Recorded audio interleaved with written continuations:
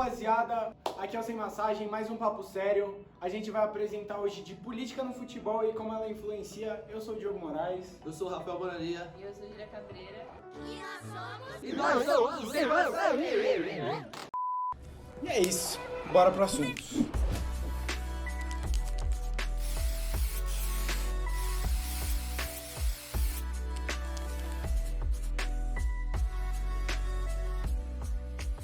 Vamos começar falando um pouco sobre a democracia corintiana, que mudou totalmente a visão da política dentro do futebol no Brasil e no mundo. Para entender como que ela aconteceu, a gente precisa entender o que foi o contexto do Corinthians na época antes de acontecer a democracia corintiana. O Corinthians viu uma crise de títulos de quase 23 anos. Ganhou o Campeonato Paulista em 55 contra o Palmeiras e em 77 ganhou um Paulista de novo contra a Ponte Preta no Morumbi, dramático, para acabar com essa seca de uma forma linda.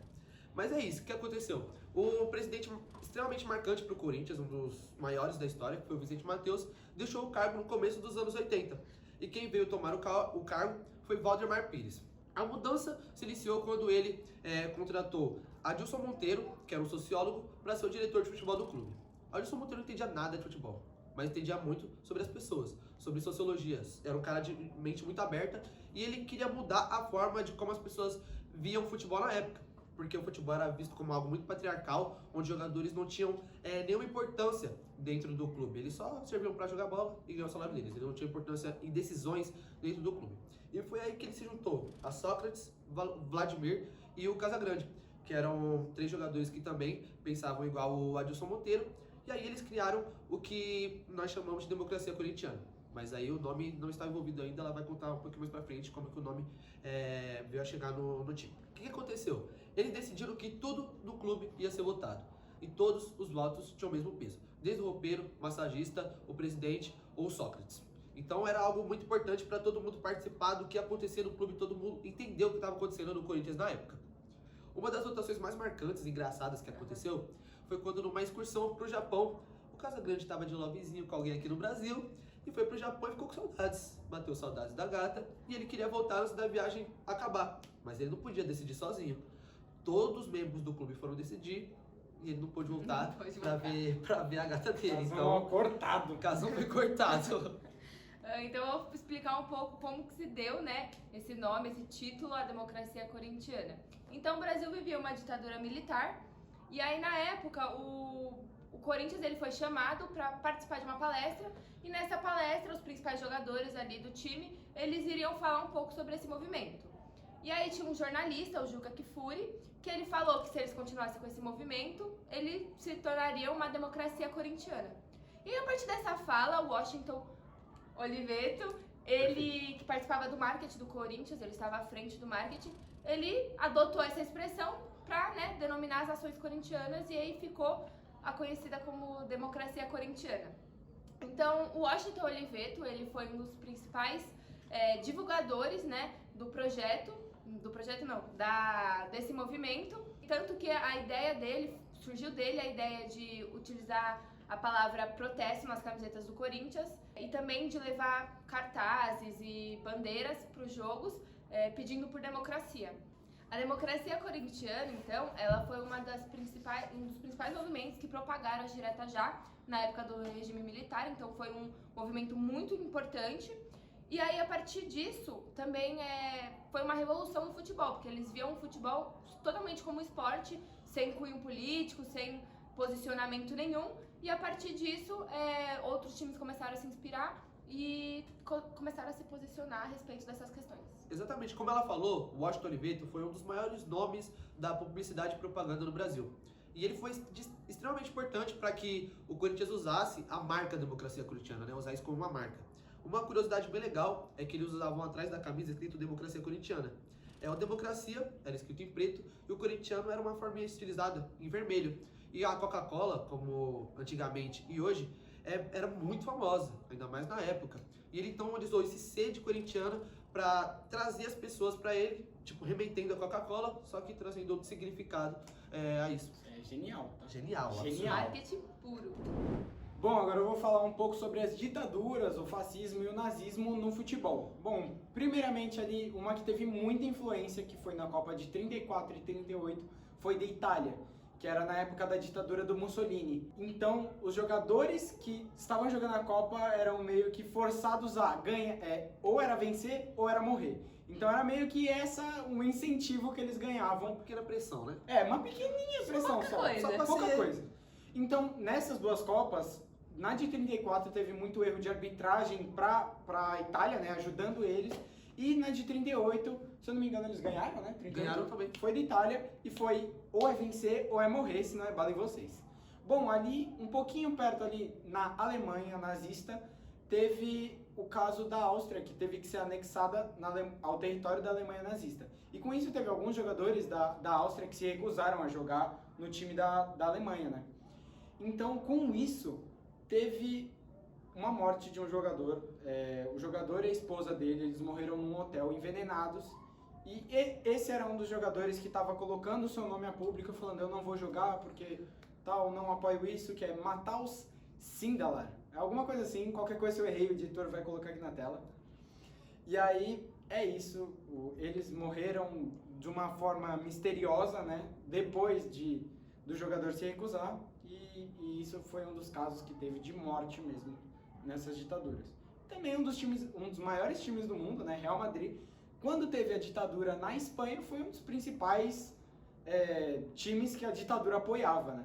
Tanto que as primeiras 5 Champions Leagues foram por incentivo financeiro, incentivo de visibilidade da ditadura, colocando aquele time como o time que vai mostrar para o mundo o que é a Espanha, o que é a ditadura na Espanha, sabe? Tipo, falar, a gente é bom nisso que a gente tá fazendo.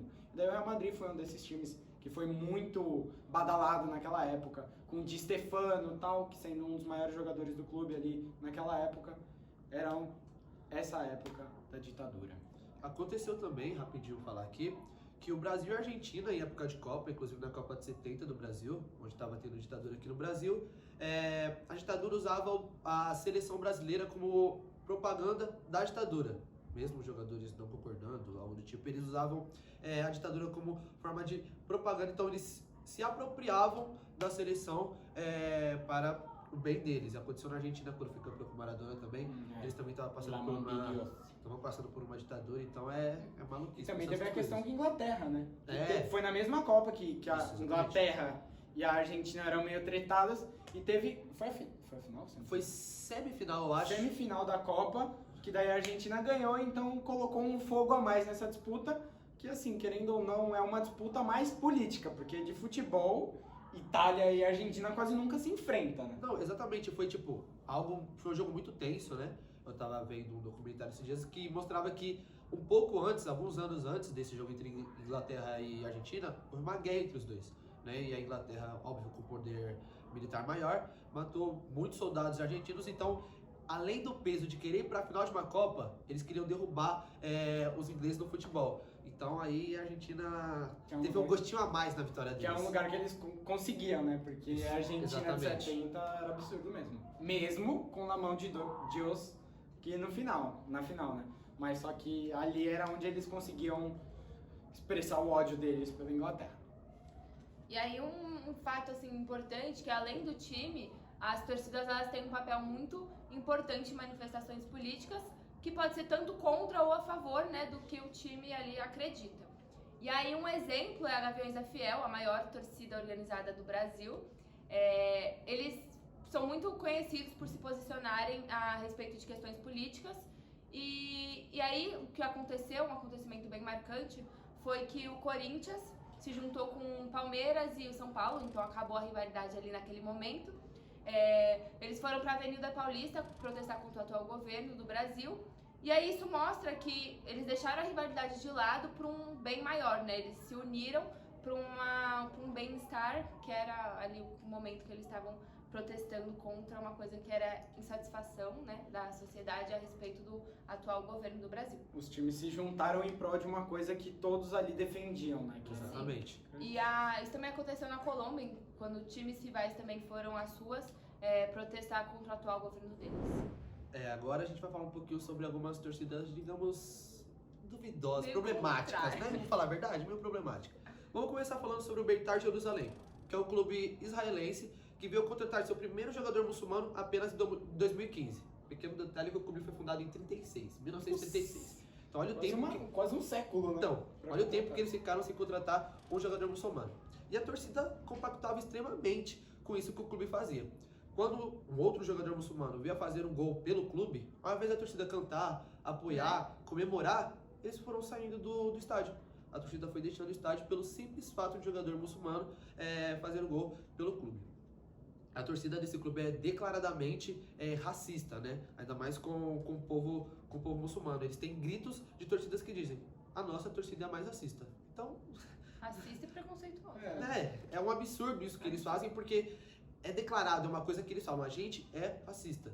É algo que... Eles se vangloriam. Se vangloriam, exatamente, se vangloriam dessa atitude. Então, outro time um pouco duvidoso aí a respeito a questões políticas, a posicionamentos, é um clube italiano, Lazio. Eles têm um histórico que muita gente não conhece, mas eles são conhecidos por serem um time totalmente fascista. E algumas ações cotidianas dele evidenciam esse posicionamento. Então, eles têm alguns gritos, alguns cânticos que falam sobre isso, que defendem isso. Eles também criticam muito os diretores quando eles contratam judeus. E também eles vangloriam muito e eles cultuam um jogador que ao final de um jogo ele fez um sinal, o saluto romano, que faz referência ao ditador Mussolini. Então, o Mussolini ele tá muito, ele aparece muito em faixas, em bandeiras, em jogos do time, então é muito comum você ver o rosto dele lá. E também eles levaram o rosto da Anne Frank em uma bandeira para, provocarem os rivais dele, o rival dele, a Roma. E temos uma torcida que é totalmente contrária dessas duas que falamos agora, que são os Bucaneiros, do Rayo Vallecano da Espanha. Eles mesmos dizem que eles são pequenos dos esportes e grandes dos valores. Eles apoiam extremamente causas sociais, como apoiam contra o racismo, contra a homofobia, contra o fascismo. Então eles têm cânticos de torcida que aí sim são cânticos legais, que são ame o raio, odeio o fascismo, quem não pula é racista. Isso dentro do estádio é uma coisa muito legal, que mostra como o clube se posiciona totalmente contra essas coisas que a gente acabou de falar, né? E é um clube pequeno, mas com um pensamento muito à frente. Tanto que há poucos anos atrás, eles lançaram uma linha que foi usada em jogo em apoio aos LGBTQIA+, onde o uniforme deles acho que é branco, vermelho, e vem um raio nas cores do movimento. Esse aí eu lembro do FIFA, que tinha. Muito legal. Então, e eles também têm uma coisa legal, que é o que a gente falou das torcidas se juntarem. Um clube da Alemanha, que eu não sei falar o nome, eles fazem o clássico da amizade, que são, esse clube da Alemanha é antirracista e antinazista, e eles se juntam quando há jogo entre eles, as torcidas entram em clima de amizade, porque eles defendem uma mesma causa. Isso é muito legal no futebol, porque é meio... A gente acompanha muitos casos, como no racismo, que foi o nosso último vídeo. Editor, coloque em algum lugar aqui. Teve muitos casos que a torcida influencia totalmente nessa parte. E é legal que tem algumas poucas torcidas, isso é meio triste, mas é legal ver que essas poucas torcidas conseguem fazer um barulho e falar, a gente tá aqui, a gente tá fazendo certo, sabe? Então é bem legal ver isso e que acontece isso, como a própria Gaviões, que dos corintianos aqui, eu sou santista, mas eu acho muito legal a Gaviões com essa questão da política, da democracia corintiana, porque tipo, a gente se une em prol de uma coisa boa, sabe? Isso seria muito mais legal estar presente no futebol. A gente tinha que ter mais essas relações com os times e com as torcidas e propagando coisas boas, não propagando coisas ruins. Usar a nossa voz para coisas boas. Exatamente, a torcida A Voz, que é a torcida tipo a Gaviões, a torcida jovem, a Independente tem dentro do estado e do país, é muito grande. Eles conseguem uma influência muito grande porque são muitas pessoas em prol de uma mesma causa, que é o futebol, que podem se juntar em prol de outra causa, que é uma causa política. Então é importante demais essas torcidas usarem a voz e a importância que elas têm para protestar. Inclusive, falando de influência, a gente pode falar de jogadores que influenciam em causas políticas, em causas sociais, que tem um caso do Paulinho, que já se declarou a sua posição política, do Richarlison, que vai atrás da questões Amazônia. Ambientais, né? Ele sempre posta sobre questões ambientais que acontecem tanto na Europa, aqui no Brasil. A questão da Amazônia, que foi muito importante agora com o lançamento da nova camiseta do Brasil. Também tem o Neymar, que se posicionou politicamente. Tem vários jogadores. Também tem o caso do Marcus Rashford, que é um jogador do Manchester United. E quando na Inglaterra teve a questão da pandemia, eles deram um auxílio para pessoas que não conseguiam se alimentar e tal. E depois, quando o governo inglês ia tirar isso, ele falou, por favor, deixa, porque isso pode ajudar pessoas que, mesmo nessa situação de pandemia, mesmo antes disso, poderiam estar nessas situações, e você consegue dar uma oportunidade, um jeito daquela pessoa sobreviver. É muito difícil falar isso, mas é a realidade, né? Então, por meio da política ali, por meio da voz dos jogadores, a gente pode se posicionar e ver, tipo, em prol coletivo, o que é melhor para todo mundo, sabe? Porque ele poderia simplesmente deixar passar batido, que o problema não era com ele. Mas ele chegou e colocou essa causa para jogo, assim, com todo o pessoal ali da Inglaterra. Ele queria mostrar tanto que ele estava em apoio a essa causa que ele não fez uma publicação no Instagram, um story. Ele fez uma carta aberta diretamente para o governo inglês, para eles entenderem a mensagem que ele queria passar, que aquilo que eles estavam fazendo era errado e que eles precisavam ajudar os mais necessitados. E também tem alguns casos controversos, que é no caso do Buffon, um goleiro gigante, né, que a gente viu aí jogando até pouco tempo atrás. Acho que ainda joga, não, Buffon? Joga, acho que no Parma, inclusive, ele tava jogando. Tá no Parma, né? Parminha ali a camiseta, não sei se dá pra ver. Mas ele já teve muitas questões de apoiar fascismo, que, né, italiano e tal. Daí tem aquela parada do Mussolini ainda. Pessoas que viveram aquela época ou que sabem da história e tal, podem apoiar e tal. E o Buffon é um dos casos que apoiou, já colocou número que se representava, já deu entrevistas falando sobre isso, mas sempre depois lançava uma nota de repúdio para falar, não falei bem isso, sabe?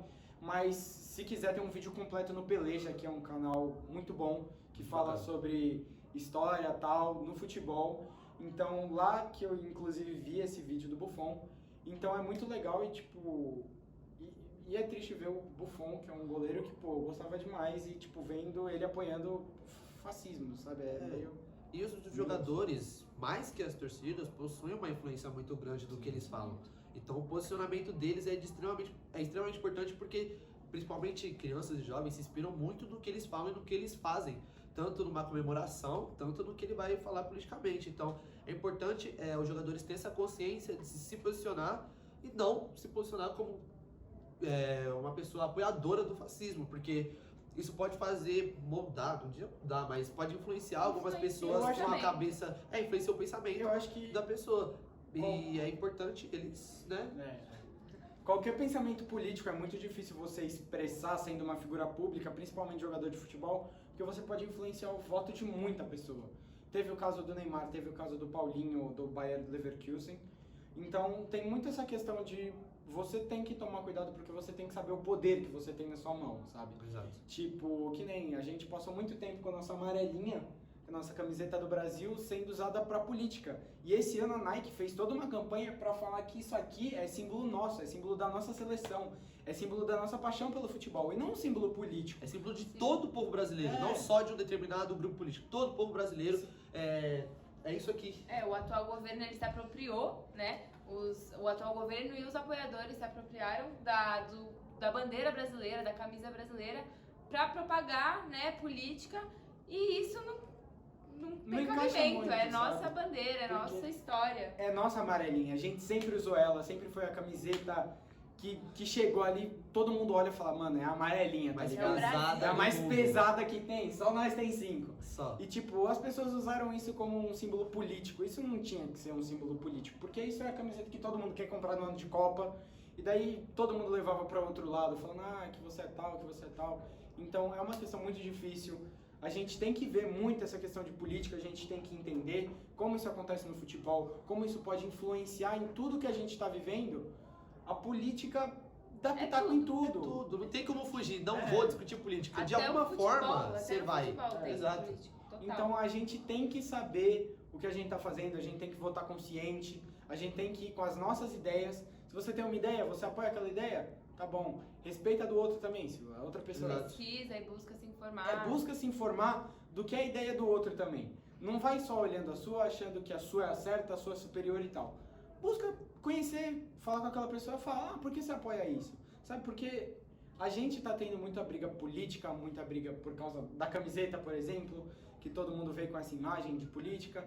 Então a gente tem que parar para pensar como a política influencia no nosso dia a dia e como é importante a gente ver e aprender com a política exatamente. e saber como ela interfere no nosso dia a dia. Bom, então esse foi o nosso papo sério de hoje. A gente espera que vocês tenham gostado e tenham, né, tenham se Conscientizado, é isso que ela quer falar. conscientizado a respeito desses aspectos e posicionamentos. Então siga a gente aqui nas nossas redes sociais que o editor vai colocar aí na tela. Se vocês gostaram do vídeo, curta, compartilha e comenta aqui para dar um engajamento pra gente. E aí siga a gente lá no Instagram, TikTok, que a gente posta bastante conteúdo legal pra vocês que gostam desse tipo de conteúdo. E também, ó, não sei se já foi dia 30 ou se é dia 30 por agora, mas vota consciente, chega lá na urna, se me vê eu sou mesário, entendeu? Então, vota consciente, é isso. Tamo junto, rapaziada. Nós.